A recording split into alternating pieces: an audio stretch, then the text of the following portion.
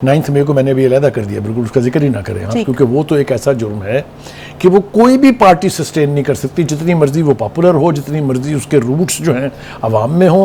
फौज के साथ बराह रास्त मत्था लगा के, बराह रास्त उसकी रिट को चैलेंज करके आप पाकिस्तान में सियासत नहीं कर सकते। ना माजी में हुई है, ना आइंदा किसी ने होने देनी है, ये बिल्कुल तय है। ठीक।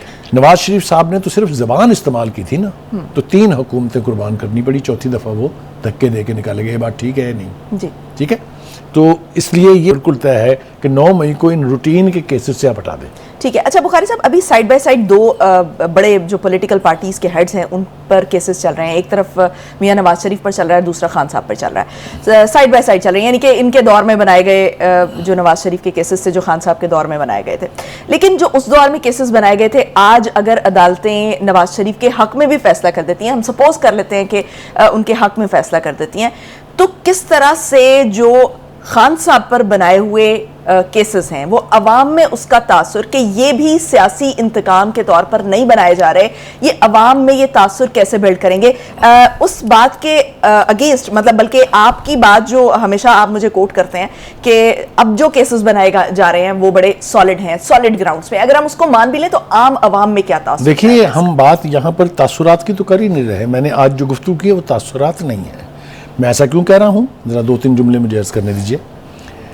न चार्ज सही फ्रेम हुआ, न नैब को पता था कि शवाहद क्या है। चीफ जस्टिस आमिर फारूक, ये तासुर नहीं है, सोशल मीडिया नहीं है, ये सिटिंग जज कह रहा है जो इस केस को सुन रहा है। आगे चलिए। वकील अमजद परवेज ने कहा हमारा मौक़िफ़ भी यही है कि चार्ज गलत फ्रेम हुआ। सुनते जाइए। जस्टिस मियां गुल औरंगज़ेब ने पूछा क्या नैब ने कहीं अपना माइंड भी इस्तेमाल किया है कि कुछ उसकी समझ में आया? ये जो रिमार्क्स हैं, ये जो ऑब्जर्वेशंस हैं, ये बता रही हैं आपको कि केस किस तरफ जा रहा है। बुखारी साहब, ये मैं और आप समझते हैं ना, हम इनकी डिटेल्स पढ़ रहे हैं या सुन रहे हैं, लेकिन जो चीज लोगों में बार बार कही जा रही है, जिस तरह से खान साहब का एक वो कल्ट हम कह रहे हैं कि पैदा हुआ है, तो फिर वो उस कल्ट का जो माइंड सेट है वो कैसे चेंज? मैं उस कल्ट की तरफ आने वाला था, अभी आ जाते हैं उसकी तरफ, लेकिन पहले थोड़ा सा ये तासुर जो है इसको जाहिर कर लीजिए। पहली बात तो ये है कि सबसे ज़्यादा शोर नवाज शरीफ के इस वक्त लाडला होने का मचाया है पाकिस्तान पीपल्स पार्टी ने, बिलावल भुट्टो ज़रदारी ने और आसिफ ज़रदारी दोनों ने मिलकर, और उनके बाकी के लीडर्स ने भी, चाहे वो नैयर बुखारी हैं, चाहे वो खुर्शीद शाह हैं, नेम देम, ठीक है। जो तासुर इस वक्त पीटीआई देना चाह रही है उसके बारे में थोड़ी सी वजाहत ज़रूरी है। इमरान खान साहब किसी जुर्म के मुर्तकिब हुए हैं या नहीं हुए हैं, उनके फॉलोअर्स जो पर्सनैलिटी कल्ट का क्राउड है वो समझते हैं the king does no wrong, कि हमारे लीडर ने कोई गलती नहीं की है। आप किताबें लिखवा लें, आप कन्फेशंस करवा लें, आप प्रेस कॉन्फ्रेंसेस करवा लें, वो कहते हैं no, he is Nelson Mandela, he is Mahatma. हो रही है कोशिश कि नहीं हो रही है? They live in a bubble, whatever is said on the social media they start believing it. उनके पास टाइम नहीं है ये कोशिश करने का कि पता करें ये बात ठीक भी है कि नहीं है। इसकी मैं बेहतरीन मिसाल आपको दूँ। हमारे एक सीनियर साथी हैं थे, इस वक्त लंदन में हैं, उन्होंने एक ऑस्ट्रेलियन क्रिकेट के लेटर हेड पर, यानी जो वहाँ की बोर्ड है उसके लेटर हेड के ऊपर एक उन्होंने ट्वीट की और कहा कि जी ऑस्ट्रेलिया ने जो अपनी ट्रॉफी है वो इमरान खान साहब के नाम कर दी है, और उन्होंने इमरान खान साहब को मदऊ भी कर लिया कि आ जाए आप, हमने एक तकरीब करनी है। Fake, absolute lie, pack of lie. तो आप ज़रा किसी पीटीआई वाले से मनवा के दिखाएं मुझे कि ये झूठ है। दे स्टार्ट बिलीविंग इट, ठीक है। तो लेकिन मामला तो ये है ना कि हम अपने जो अवाम है उसको एजुकेट इस तरह से कर मैं अर्ज करूँ, देखें आप या तो रियलिटी की दुनिया में रहेंगे या फिर उसी बबल में रहेंगे जिसका मैंने तस्करा किया है। बबल तो किसी वक्त भी फटेगा, इसने तो फटना है। So you have to be in real world. जो ग्राउंड रियलिटीज़ हैं वो आपको माननी चाहिए। देखिए, अदालतों के हवाले से एक ख़ास रवैया रहा है पीटीआई का, जिसका मैंने इब्तिदा में जिक्र किया, थोड़ी तफसील से बात कर लेते हैं। वो खेल रहे हैं टेक्निकल ग्राउंड्स पर, वो मुकदमे की नौयत पर नहीं जाते हैं, वो शवाहद जो मौजूद हैं उस पर नहीं जाते हैं, वकील क्या कह रहे हैं दूसरी तरफ से अटॉर्नी जनरल क्या, दे डोंट बॉदर। उनका वकील क्या कह रहा है, खान साहब ने क्या कहलवाया है, that is what they start believing. ये हो रहा है, बट ये भी आर्टिफिशियल है ना, ये रियलिस्टिक नहीं है। एक बात होगी।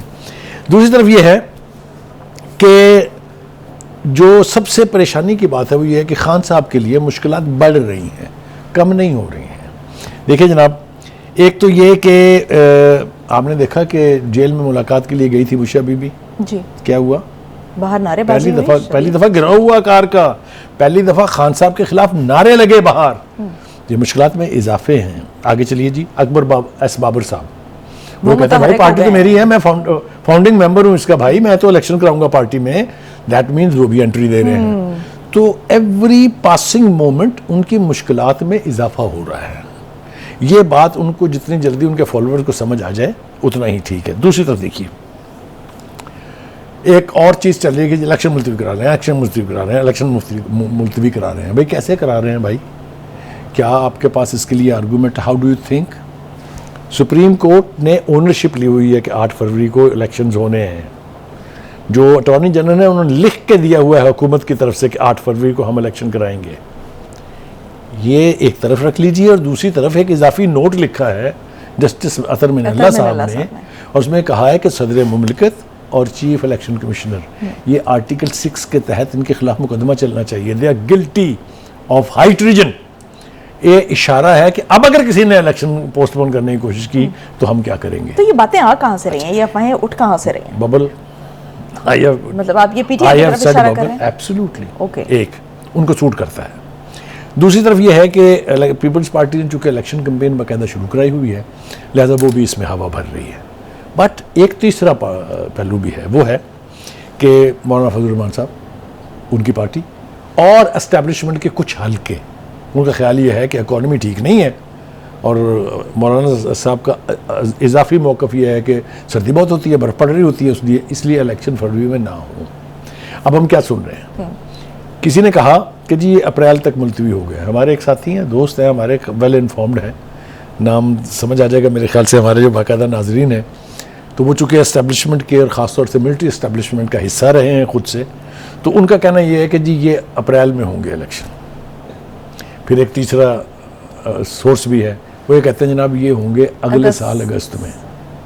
तो ये सारी बातें फैलाई जा रही हैं। मुझे नहीं लगता कि सूरत हाल ऐसी है या अदलिया का रवैया ऐसा है कि ये इलेक्शन जो है एक दिन की भी ताख़ीर इसमें हो। कहीं इस किस्म की बातें रिएक्शन चेक करने के लिए तो नहीं हो रही कि अगर इस किस्म का अगर फैसला किया जाता है कहीं से भी, तो इस पर रिएक्शन क्या आएगा, उसको पहले ज़रा गॉसिप्स की सूरत में फैला के देख लेते हैं। हाँ, मेरे ख्याल से फीलर छोड़े जाते हैं। हाँ। ये इस तरह के फीलर्स होते हैं गेज करने के लिए कि पब्लिक रिएक्शन क्या होगा।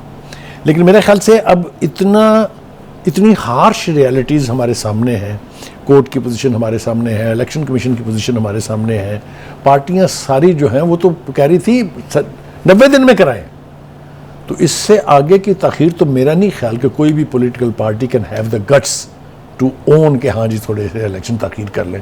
मुझे नहीं लगता कि ये ताख़ीर होने वाली है। तो क्या एक ये जो बात ज़बान ज़दे आम भी है कि जो पीटीआई है उसका जो पॉपुलैरिटी है वो इतनी ज़्यादा है कि इस वक्त जो मुख्तलिफ हल्के हैं वो उससे देखिए थोड़ा सा आप फिर एक बहुत अहम सिमत में इशारा कर रहे हैं।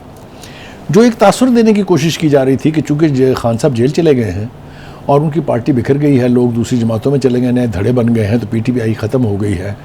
मेरे ख्याल से दे मस्ट बी रियलिस्टिक। ऐसा कुछ नहीं हुआ है।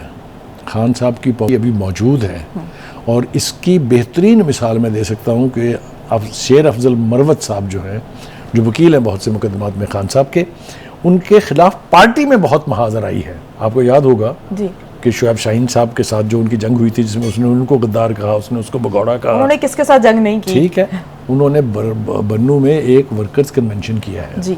जरा फुटेज देखिए उसकी निकाल के, आपको पता चलेगा कि पार्टी अभी खड़ी है अपनी जगह पे। तो ये गलतफहमी कि चूँकि खान साहब जेल में हैं तो पीटीआई जो है उसका वजूद ख़त्म हो गया है, ये मेरे ख्याल से जितनी जल्दी। बुखारी साहब, उसूली स्टैंड तो फिर दूसरी पार्टीज को भी लेना चाहिए ना। उनको उसूली स्टैंड ये लेना चाहिए कि जो पार्टी है या जिस तरह से करके उनको एक टाइम पर साइड लाइन किया गया, किसी और सियासतदान को ना किया जाए, उसूल पे खड़े होना चाहिए ना। देखिए, आप तवक्को करेंगे अगर पीटीआई से और उसके फॉलोअर्स से कि वो रियलिज्म की दुनिया में आ जाएं, तो ये आपकी भूल है। खान साहब जो चाहेंगे, खान साहब जो कहेंगे, खान साहब के बिहाफ पे जो कहा जाएगा वही रियलिटी है, वही उनके नज़दीक सच है। तो इसके बारे में तो मुझे कोई दो। अब आप देखिए एक और दरफुतनी छोड़ी गई कि जी वो खान साहब को ये ऑफर की गई है कि आप 2 सूबों में हुकूमत बना लें और चुप करके आराम से बैठ जाएं। Who can offer this? How is that possible? सवाए केपीके के दूसरा सूबा जब कहाँ से आ बातचीत ही गया? नहीं हो रही है तो किससे अच्छा, बात हो रही है? जो पहला सूबा है केपीके जिसका मैंने जिक्र किया, वहाँ परवेज खटक इज अ वेरी स्ट्रॉन्ग यानी power base of Right. PTI. 2 दफ़ा उसी ने इलेक्शन वहाँ जितवाया है। जी। उसके बाद दूसरे स्टेक होल्डर्स हैं वहाँ, JUI है, मौलाना फजल रहमान साहब का बड़ा क्लेम है, ANP है वहाँ, और फिर ये हज़ारा हो गया, सवात हो गया, इसमें नून लीग की बड़ी फॉलोइंग है। तो कहने का मतलब ये है कि ये लेकिन जो बुखारी इस तरह साहब, की मेरी गुज़श्ता दिनों एक सहाफ़ी से मुलाकात हुई, वहीं KP से आए हुए थे, तो उन्होंने कहा कि जो खान वाला फैक्टर है ना वो बहुत बड़ा है। चाहे जो लोग हैं वो बड़े तंग हैं कि KP में काम नहीं हुआ है, बिलाशुबा बहुत तंग है, लेकिन वो जो खान वाला फैक्टर है वो फिर मैं अर्ज़ करूँ इस बात को थोड़ा और आगे बढ़ाते हैं। हम जब ये प्रोग्राम के हवाले से मीटिंग कर रहे होते हैं जी, तो वो हमारे जो डायरेक्टर प्रोग्राम्स हैं उनका भी यही ख्याल था कि ये जो एजम्पशन है कि जी all is well in the state of Denmark, छुट्टी हो गई PTI की, ये तासुर ठीक नहीं है, ये रियलिटी नहीं है। और अगर ये इसी गलतफहमी में रहे कि चूँकि PTI एलिमिनेट हो चुकी हुई है लिहाजा इलेक्शन हमारा है, मार खाएंगे, पछताएंगे। मैं जिम्मेदारी से कह रहा हूँ। ठीक है, मतलब इसका ध्यान रखना चाहिए दूसरी पार्टियों को भी, और जहां पर ये ख्याल रखा जाना चाहिए उनको भी। नाज़रीन, ब्रेक में जाएंगे, ब्रेक से वापस आएंगे और नेक्स्ट टॉपिक की तरफ बढ़ेंगे। Stay tuned.